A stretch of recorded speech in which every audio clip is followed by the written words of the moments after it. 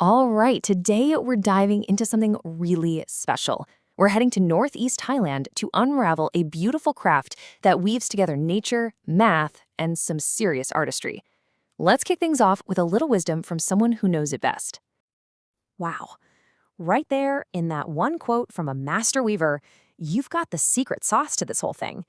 It isn't just art, it's a science. It's this deep understanding of natural materials that's been passed down, for generations. And to really get what this is all about, you've got to know where it comes from. We're in Isan, the northeastern part of Thailand.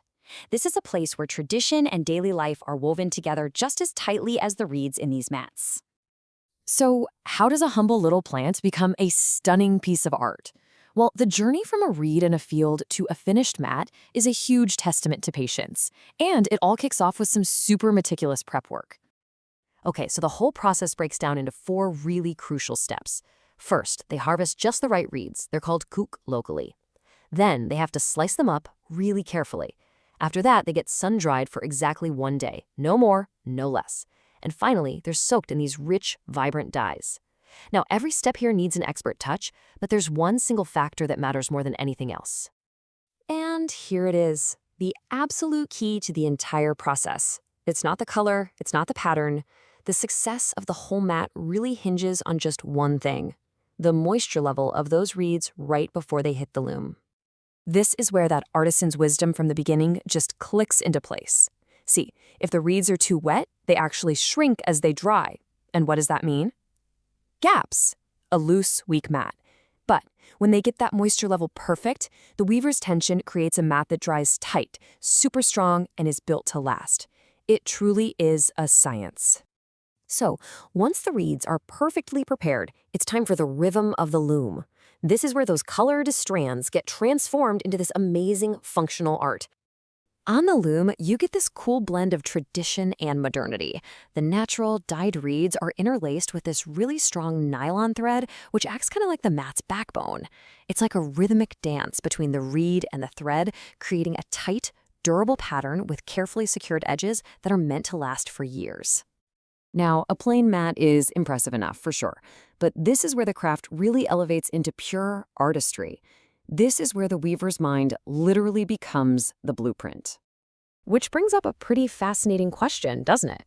If there's no printed guide, no digital pattern, how in the world do these weavers create such complex and beautiful designs?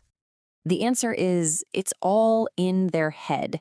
The entire color sequence is memorized. Every single reed is placed through precise mental math and counting. I mean, can you imagine the level of concentration that takes? It's just incredible. And the weavers themselves say this intense mental work is way more than just a job. It's like an exercise for the brain. There's this belief among them that this constant engagement keeps their minds sharp, maybe even helping to stave off diseases like Alzheimer's. So the craft isn't just preserving a tradition, it seems it's preserving the mind itself.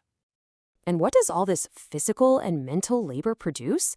A finished mat can be as large as 2.2 by 2 meters. Just think about that for a second.